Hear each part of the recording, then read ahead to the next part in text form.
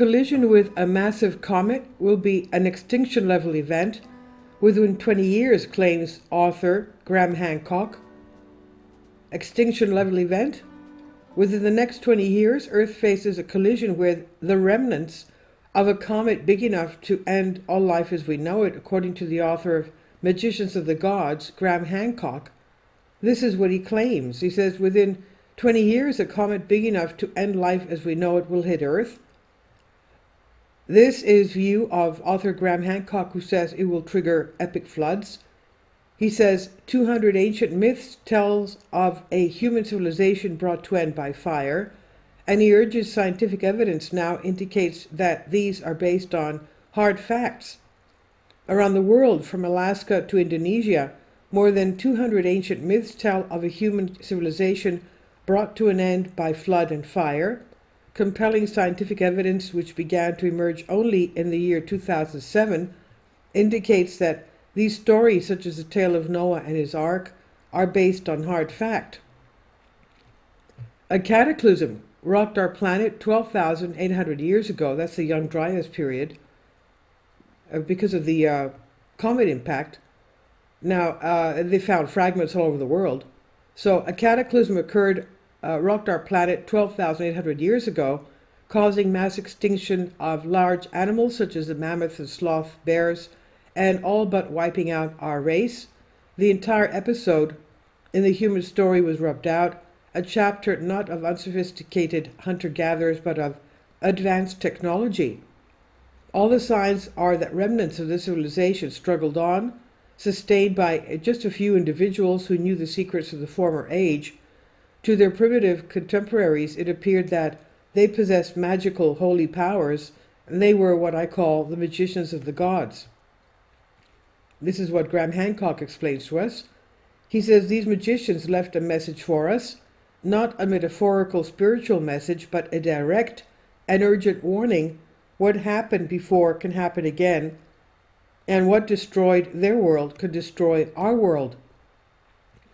Those warnings have gone unheeded for millennia, and now we have the scientific evidence to decode them, but it is almost too late. Within the next 20 years, Earth faces a catastrophe 1,000 times worse than the detonation of every nuclear weapon on the planet, a collision with the remnants of a comet big enough to end life as we know it.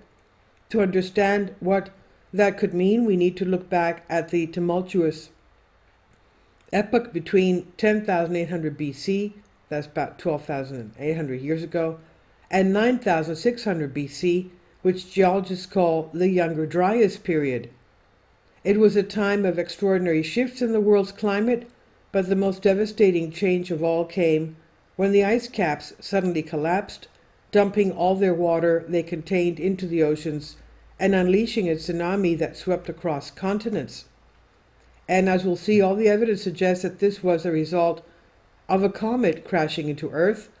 Many Native American tribes describe the devastation in tales passed down through their generations. The Brule people of the Lakota Nation of the Native American Indians in modern-day South Dakota have a vivid legend of a fiery blast that shook the entire world, toppling mountain ranges and setting forests and prairies ablaze.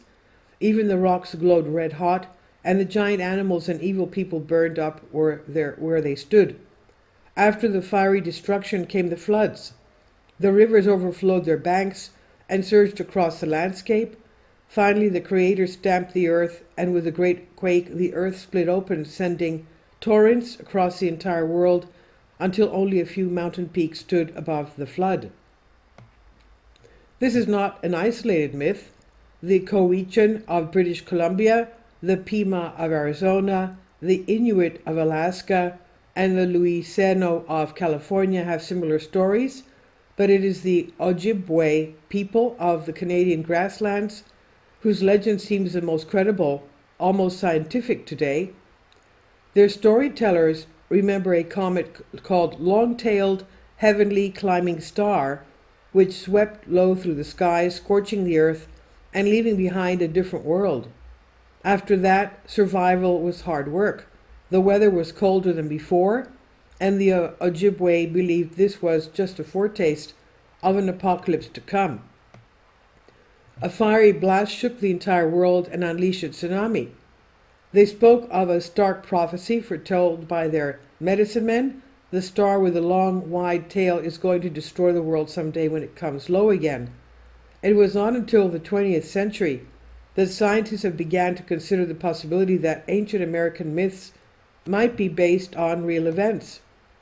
J. Harlan Bretz, a noted geologist in the 20s, began to investigate the notion of a prehistoric flood when he discovered hundreds of erratics, colossal boulders that did not belong to the landscape, scattered across the rocky scablands of Washington state. Bretz examined a colossal feature, a 600 square mile depression filled with basalt silt 400 feet deep. Can you imagine? That's as high as a mountain.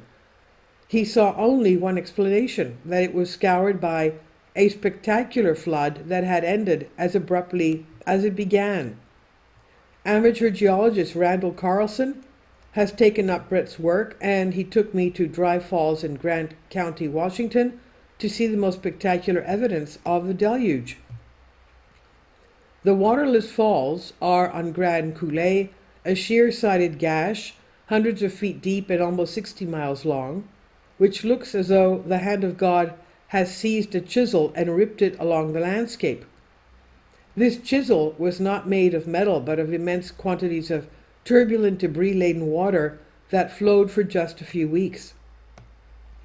In all directions across the prairie, it has left millions of jagged basalt boulders, some no bigger than a football, others the size of a family car. Dry Falls itself is close to 3 times higher than Niagara Falls and around 6 times as wide.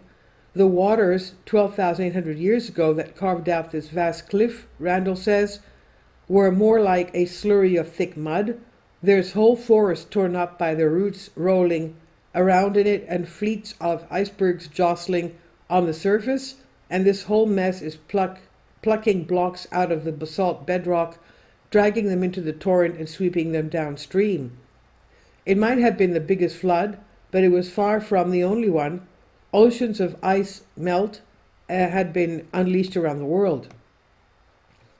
And like me, Graham Hancock says, Randall believes the most probable explanation for this deluge, literally of biblical proportions, was a comet impact, just as the Ojibwe described, a giant comet traveling on an orbit that took it through the inner solar system, broke up in fragments, and some of these, including up to 4 objects more than a mile across, smashed into the Cordilleran and Laurentide ice caps covering North America in 10,800 BC.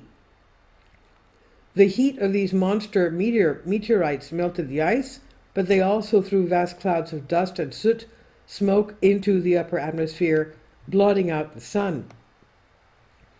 That sent temperatures plunging across Europe and initiated a new ice age that lasted 200 years. This is not mere speculation, an hypothesis. The geologists have found proof of this. Now, in September 2014, the Journal of Geology presented mass evidence confirming the copious presence of so-called nanodiamonds in samples from the Younger Dryas boundary layer. The boundary layer is a deposit laid down by the geological event and can be seen, for instance, as a stratum in rock. Nanodiamonds are microscopic gems that form under rare conditions of great shock, pressure, and heat, and are recognized as signs of powerful impacts by comet and asteroids. The big question was not whether there had been a comet strike 12,800 years ago, but why there was no crater. The explanation is simple. While smaller, low-density particles of the comet would have exploded in the atmosphere, the larger fragments hit the 2-mile ice caps. The craters they left simply melted away at the end of the last ice age, and long winters remembered in many legends and sacred texts. Well, recently geologists also found impact craters large impact craters in Greenland. Now, the Zoroastrian religion in the Near East, for example, speaks of A fierce, foul frost and a fatal winter inflicted on the whole earth by an evil spirit who made the world as dark as midday, as though it were dark night. But the text also tells of leaders who arrived in the wake of the disaster, armed with exceptional knowledge, and these people I call the magicians of the gods. They understood how to construct buildings on a large scale, how to organize and govern, and how to engineer tools of remarkable sophistication. Some of the technology they describe appears to rival modern electronic wizardry. Temperatures plunged, starting a new ice age. The Zoroastrian wise man Yima was said to possess a miraculous cup in which he could see anything that was happening anywhere in the world, and a jeweled glass chariot that could fly. In carvings uncovered at ancient sites as far-flung as Turkey and Mexico, these wise men are depicted in strangely similar costumes. They are bearded men holding a bag or bucket with a curved handle with the heads of birds or fish. The Babylonian priest Berosus, writing in the 3rd century BC, described a mythical figure who arrived in Mesopotamia. His name was Oannes, and he had the whole body of a fish, but underneath and attached to the head of the fish, there was another head, a human head. Joined to the tail of the fish were feet like those of a man, and it had a human voice. It sounds very much as if Oannes was a human being, wearing an elaborate fish costume that might have been holy robes or merely a piece of showmanship. At the semi-subterranean temple of Tiwanaku in western Bolivia, in South America, similar shamanic figures are depicted wearing garments from the waist down patterned in fish scales. Experts disagree over the age of these carvings, but they do also show animals that appear to be toxodons, gigantic rhino-like animals that became extinct around 12,000 years ago. The magicians of the gods, it seems, roamed all over the world. In the Middle East, Oannes was accompanied by 7 sages, who are repeatedly described as conjurers, sorcerers, warlocks, and magicians, who were masters of chemistry and medicine, and who understood carpentry, stone cutting, and metal working. Evidence suggests that a tsunami between 10,800 BC and 9,600 BC was the result of a comet crash into Earth. Magicians such as these also turned up in Egypt at the same time, and at the temple of Horus in the Egyptian city of Edfu, inscriptions known as the Edfu text describe godlike beings who were refugees from a sacred island that was destroyed by flood and fire. Their home, the mansions of the gods, was utterly destroyed and their civilization wiped out, but a few survivors had luckily been at sea when the disaster struck. And could these be the Atlanteans? They set sail in ships to wander the world with one purpose, to reinvent their homeland. As the Edifu text records, their goal was to resurrect the former world of the gods. The 7 sages who arrived in Egypt understood how to lay foundations and plan the construction of buildings. They were so steeped in knowledge that the primitive people who revered them believed they were wiser and more powerful than their own old gods. Arab tradition says that the secrets of this technology were buried in the pyramids at Giza millennia later. The 9th century historian Ibn Abd el-Hankem believed the pyramids were designed not as tombs, but as places of safekeeping for books of knowledge dated to before the Great Flood. These books contain profound sciences and the names of drugs and their uses, and hertz and the science of astrology and arithmetic and geometry and medicine, arms which did not rust, and glass which might not bend but not broken, which might be bent but not broken. That evidence of a civilization far older than the Babylonians and the Egyptians, a civilization that was all but destroyed by a comet 12,800 years ago, has long been lost. But there are other historic sites, just as breathtaking as the pyramids, but much less known. Nothing less than an interplanetary hand grenade. One of these locations is Göbekli Tepe in Turkey, which literally means Potbelly Hill in Turkey. It's the oldest work of monumental architecture in the world, and it is massive. It's here, according to the late archaeologist Professor Klaus Schmidt, that Neolithic man discovered farming. It's also the place where ancient humans first tackled megalithic stone carving, erected pillars that weighed 20 tons. This is the architecture on a scale of Stonehenge, but far more sophisticated. And while Stonehenge is generally reckoned to be 4,600 years old, Göbekli Tepe is at least 12,000 years old. Bizarrely, as far as the archaeologists can tell, the astonishing strides in human development made at Göbekli Tepe came out of nowhere. It's as if its people quite suddenly invented both agriculture and monumental architecture at the same moment. Now it seems unthinkable that primitive hunter-gatherers could suddenly dream up all the technology and know-how required without any process of experimentation. Surely Göbekli Tepe is powerful evidence of knowledge imparted by a prior civilization. But the site is also significant for a far more ominous reason. Complex zodiacal signs are inscribed on one of its limestone pillars, incorporating astronomical data supposedly not discovered until thousands of years later. Even more puzzling is the position of the stars, not quite where they would have been in the sky 12,000 years ago, but exactly where they are today. It's as though these mysterious, impossibly learned builders constructed their temple as though it existed in the present day.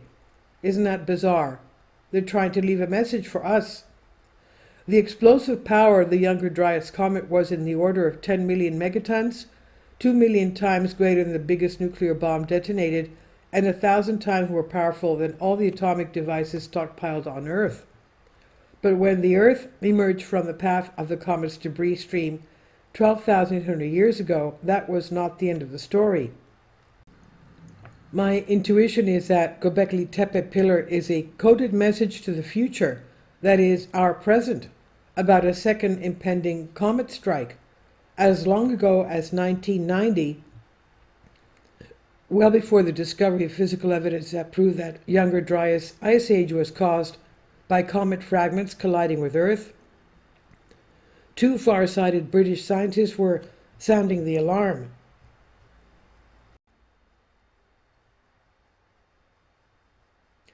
Astrophysicists Victor Klube and astronomer Bill Napier believe that a giant unseen comet is now careening towards us through space. It's concealed within a cloud of cosmic debris known to astronomers as a torrid meteor stream. This poses a double danger. We could be hit by one of the millions of space rocks in the stream, or by much larger pieces of the unseen comet itself, if and when it explodes. And it could explode at any moment. It is nothing less than an interplanetary hand grenade. Sealed within its thick shell is a seething mass of pitch-dark tar, which will gradually build up pressure until, like an overheated boiler with no release valve, the comet will detonate and shatter into fragments a mile wide or more, tearing through the solar system at tens of thousands of miles an hour. We cannot guess exactly when the explosion will occur. It could happen as we re-enter the meteor storm, or shortly before, strewing our planet's path with hurtling boulders. All we can know for certain is that in around 15 to 20 years, the Earth will once again cross the torrid meteor stream, that vast highway of cosmic debris, right at the place where the biggest and most numerous fragments that currently exist are collected. Some of them are 3 times the size of the asteroid that hit the planet 65 million years ago. 3 times the size, setting off a global firestorm and bringing about the extinction of the dinosaurs, also the extinction of 75% of life on Earth. This is when the risk of a collision is most severe, and this is when the prophecy of the Ojibwe people is set to come true, saying the star with the long white tail is going to destroy the world someday when it comes low again, end quote. We can't say that we are not warned. The magician of the gods We're trying to get a message to us here in the 21st century, and we need to listen. This is from Out of Mind 2 on Bended Reality. Please leave your comments, and thank you for your support. Support my Patreon account. The daily posts are 5 videos daily, and they are totally different from what I have on my YouTube channel. Thank you so much for your support and that you find all my content so interesting. You'll find the Patreon account details in the description box below.